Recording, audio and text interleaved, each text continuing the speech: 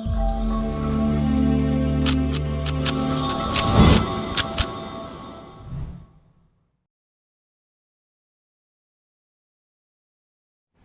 Everyone, स्वागत है आप सभी का अपने YouTube चैनल RK अकेडमी पर।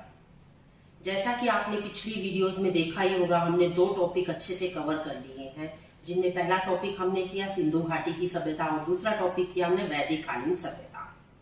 अब वैदिक कालीन सभ्यता हमारी कंप्लीट हो चुकी थी, उसमें छोटे छोटे 2 टॉपिक रहते थे जिनको हम आज डिस्कस कर लेते हैं। उसके बाद हम नेक्स्ट पे चलेंगे, जो महाजनपद काल था हमारा, उसको डिस्कस करेंगे नेक्स्ट वीडियो में। अब चलिए स्टार्ट कर लेते हैं हम। जो वैदिक कालीन सभ्यता में नदियों के वैदिक कालीन नाम, जैसा कि आपने देख ही लिया हुआ, बोर्ड पे लिखा हुआ है नदियों के वैदिक कालीन नाम।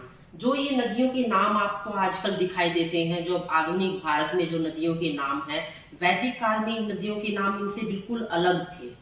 तो कई बार एग्जाम्स में ऑब्जेक्टिव टाइप में क्वेश्चन पूछ लिया जाता है कि किस नदी का कौन सा नाम वैदिक काल में था। तो देखिए स्टार्ट करते चिनाब नदी से। चिनाब नदी हमें पता है, अभी चिनाब, रावी, व्यास, झेलम, सतलुज, ये पांचों की पांचों नदियां कहाँ पर हैं? ये हैं जम्मू कश्मीर और पंजाब में है ये नदियां। अब इन नदियों को हम अभी इनके आधुनिक नामों से ऐसे जानते हैं, लेकिन इनके जो वैदिक कालीन नाम थे वो देखिए क्या थे। जो चिनाब नदी है, चिनाब नदी का वैदिक कालीन नाम क्या था? अस्कनी। चिनाब नदी का वैदिक कालीन नाम क्या था? अस्कनी। रावी नदी को क्या बोला जाता था वैदिक काल में? पुरुषनी, जिसके बारे में हमने पिछली वीडियो में भी जिक्र किया था। जो सुदास राजा था उसका पुरुषनी नदी के तट पर अन्य राजाओं के साथ युद्ध हुआ था। व्यास नदी को क्या कहा जाता था वैदिक काल में? विपाशा। अब देखो इसको याद करना आसान है, व से व्यास हो गया, व से विपाशा हो गया, ठीक है। सतलुज नदी को क्या बोला जाता था? शत्रुद्री। इसमें भी ज्यादा आपको याद करने में दिक्कत नहीं आएगी, शत्रुद्री और सतलुज एक जैसे नाम नजर आ रहे हैं। घग्गर नदी को वैदिक काल में क्या बोला जाता था? दृष्टवती। हम जब HSSC के एग्जाम्स की, हरियाणा के एग्जाम्स की तैयारी करते तो घग्गर नदी का नाम अक्सर पूछा जाता है। तो दृष्टवती नदी क्या था? घग्गर का वैदिक कालीन नाम। झेलम नदी को क्या बोला जाता था? विस्तता बोला जाता था, ठीक है। गंडक नदी को बोला जाता था सदानीरा। सदानीरा का मतलब होता है जिसमें हमेशा पानी रहे, उस नदी को सदानीरा बोला जाता है। काबुल, जो कि अब अफगानिस्तान में स्थित है, काबुल वहां जगह का नाम भी है, काबुल वहां नदी का नाम भी है, तो उसका वैदिक कालीन नाम क्या था? कुभा। गोमती नदी, जो कि यूपी में अभी बहती है, गोमती नदी, लखनऊ गोमती नदी के किनारे पर स्थित है, उस गोमती नदी को क्या बोला जाता था वैदिक काल में? गोमल बोला जाता था। एक बार दोबारा हम इसको रिकॉल कर लेते हैं, रिवाइज कर लेते हैं। एक बार आप अगर इसको 2-3 बार पढ़ेंगे ना तो आपको अच्छे से लर्न हो जाएगा। हमने अब इनमें से जो याद करना है, चिनाब, रावी, व्यास को हम देख लेंगे, व से व्यास हो गया, व से विपाशा हो गया, सतलुज, शत्रुद्री ये भी याद हो जाएगा। घग्गर, दृष्टवती ये हमने ऑलरेडी किया हुआ है पहले से ही। और काबुल, कुभा और गोमती, गोमल, ये नदियां हम इनके नामों के हिसाब से इनको लर्न करना आसान है। बाकियों को एक बार देखते हैं। चिनाब का वैदिक काल नाम क्या था? अस्कनी। चिनाब अस्कनी, रावी पुरुषनी, व्यास विपाशा, सतलुज शत्रुद्री, घग्गर दृष्टवती, झेलम वितस्ता, गंडक सदानीरा, काबुल कुबा, गोमती गोमल। इस तरीके से आप 1-2 बार इसको पढ़ेंगे तो इजीली आपको ये लर्न हो जाएंगे और एग्जाम में इससे पूछे जाते हैं क्वेश्चंस। अब नेक्स्ट जो हमारा टॉपिक है वो है दर्शन।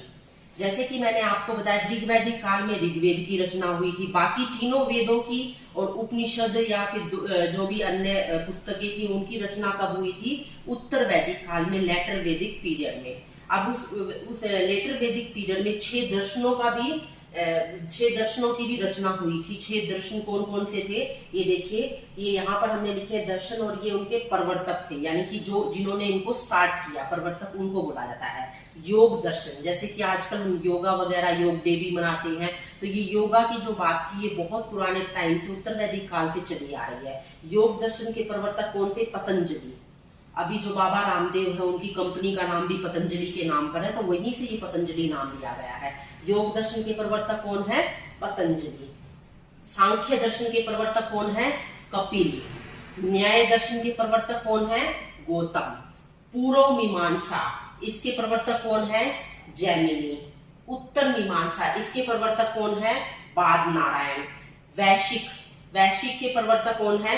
कणाद या उलूक, दोनों ही नाम एक ही बंदे के हैं, या तो कणाद आ सकता है या उलूक आ सकता है। एक बार दोबारा देख लीजिए, इसमें योग दर्शन के प्रवर्तक हैं पतंजलि, सांख्य दर्शन के प्रवर्तक कौन है? कपिल, न्याय दर्शन के प्रवर्तक कौन है? गौतम, पूर्व मीमांसा जैमिनी, उत्तर मीमांसा बादनारायण, और वैशेषिक के कौन है? कणाद या उलूक। यहाँ पर देखो पूर्व मीमांसा और उत्तर मीमांसा दोनों एक जैसे नजर आ रहे हैं, तो आपको क्या करना है इसको याद करने के लिए? पूर्व मीमांसा के तो जैमिनी हम याद करेंगे, उत्तर मीमांसा, उत्तर जैसे हम लोग उत्तर वैदिक काल को लेटर वैदिक पीरियड भी बोलते हैं, यानी कि बाद वाला पीरियड, तो इसी तरीके से उत्तर, यहाँ पर उत्तर का मतलब बाद में, यानी कि ये देखो बाद नारायण, तो हम इस तरीके से इसके साथ कर सकते हैं, उत्तर मीमांसा बाद नारायण, पूर्व मीमांसा जैमिनी, वैशेषिक कणाद या उलूक, न्याय गौतम, सांख्य कपिल, योग पतंजलि। इस तरीके से 6 के 6 दर्शन हमारे, इनकी रचना कब होती है? उत्तर वैदिक काल में इनकी रचना होती है, और इनके प्रवर्तकों के नाम अक्सर पूछे जाते हैं। यहाँ पर एक क्वेश्चन इंपोर्टेंट जो है कि सांख्य दर्शन जो हमने किया, ये सांख्य दर्शन इन सारे 6 के 6 दर्शनों में सबसे पुराना कौन सा है? सांख्य दर्शन। ये कौन सा सबसे पुराना दर्शन है? सांख्य दर्शन को सबसे पुराना दर्शन माना गया है इन 6 के 6 दर्शनों में। बस इतना ही हमारे 2 टॉपिक उत्तर वैदिक काल के थे, तो इसको अलग से वीडियो में मैंने कवर कर लिया है। तो होप सो आप सभी अच्छे से इस लॉकडाउन पीरियड में पढ़ रहे होंगे, तो उम्मीद करती हूँ आप सबको ये अच्छा लगा होगा। Thank you for watching this, हमारे साथ जुड़ने के लिए।